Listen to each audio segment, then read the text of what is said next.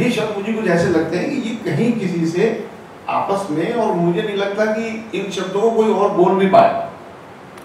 देखिए कॉस्मिक है, cosmic happening, इसकी भी कॉपी नहीं कहीं। और फिर मेरी अंतरात्मा ने ये कहा कि भाई कैसा है ये, कोई खे क्या है, मेरी समझ से बाहर हो रहा है ये, पर अस्तित्व ने कहा भाई तुम ऐसे करो, मिल ही लो, हम दे देते हैं आपको। आमने सामने इनकाउंटर होना चाहिए। हाँ, और मिले उनको, और शांति। देखिए जो हो रहा है वो कॉस्मिक हैपनिंग है, हमारा कोई एजेंडा नहीं था। और सबसे बड़ी बात है ना गुरुदेव कि आपकी वाणी से पॉजिटिव एनर्जी हमें जो मिली, उसके लिए आपका बहुत आभार। देखिए लोगों की लाइफ में हमेशा ट्रांसफॉर्मेशन आएगा, मैं इसके लिए पूरा होपफुल हूँ, जानता हूँ। क्योंकि देखिए ये घटना ऐसी है कि आज के बाज़ार में बहुत गुरुडम है, एक कैरियर भी हो गया है गुरु होना। मेरा केस बड़ा ही विचित्र है, इन सारे लोगों ने पकड़ के मुझे बिठाल रखा है तो मैं बैठा हूँ, अगर बिठालने वाले लोग नहीं होते तो मैं बैठा नहीं होता। मेरा जो बिगनिंग रही वो इतनी तार्किक, जैसे विवेकानंद का सारा मसला था, किसी चीज़ पे यकीन नहीं करना, एकदम हर चीज़ का रैशनल एथिस्ट। और ये गुरु और ये प्रवचन, इस सबसे तो मैं बिल्कुल ही एंटी था कि ये काम तो भाई नहीं करना है, इतना हो चुका है दुनिया में, ये काम तो नहीं होना। लेकिन ये मैं क्रेडिट दूंगा कॉस्मिक हैपनिंग का। बहुत सारी चीज़ें ऐसी मिस्ट्री होती हैं जिनका कोई जवाब किसी के पास नहीं होता। मैं बिल्कुल डिसाइडेड था कि ये काम नहीं करना मेरे को। कोई आकर्षण भी नहीं पैदा होता था, जैसे कि लोग सम्मान से, प्रसिद्धि से, इन सब चीज़ों से बड़े खुश हो जाते हैं, तो तब भी नहीं होता था।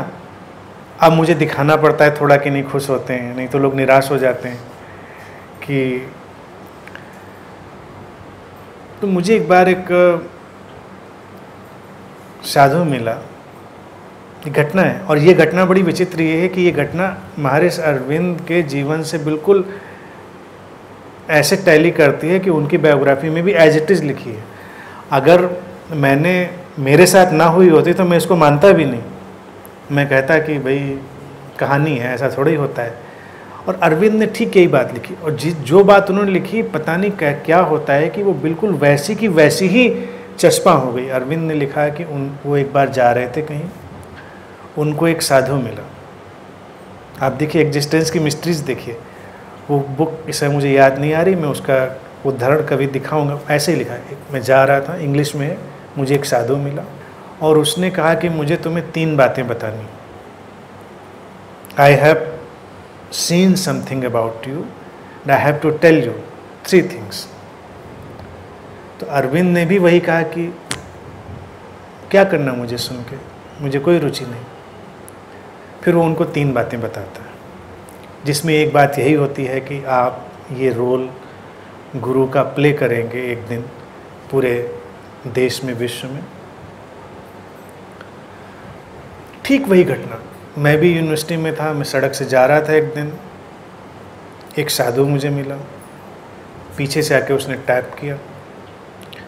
अब ये चांस की बात, वो मदन पल्ली का था, जहाँ जय कृष्णमूर्ति पैदा हुए थे, मदन पल्ली का वो साधु था। उसने अब क्यों इंट्रो दिया, बोला मैं साउथ से हूँ, आंध्रा से, मदन पल्ली में मेरा जन्म हुआ।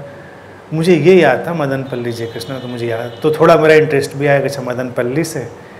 लेकिन जब उसने कहा कि मुझे 3 बातें आपको बतानी, तो एज यूजुअल जो मेरा टेम्परामेंट था, मैंने कहा मुझे नहीं सुननी।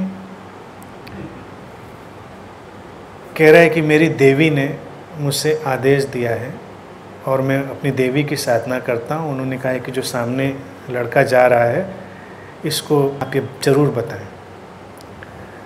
तो मैंने कहा आपकी देवी के प्रति पूरे सम्मान के साथ मुझे नहीं सुननी। एक तो मैं हॉस्टल के अपने सामने था, हॉस्टल में मैं उनको ले जाना नहीं चाहता था सज्जन को। मैंने कहा वहाँ एक सीन हो जाएगा कि कोई साधु आया है और फिर वहाँ सब, हॉस्टल तो जानते ही आप लोग जैसा होता है।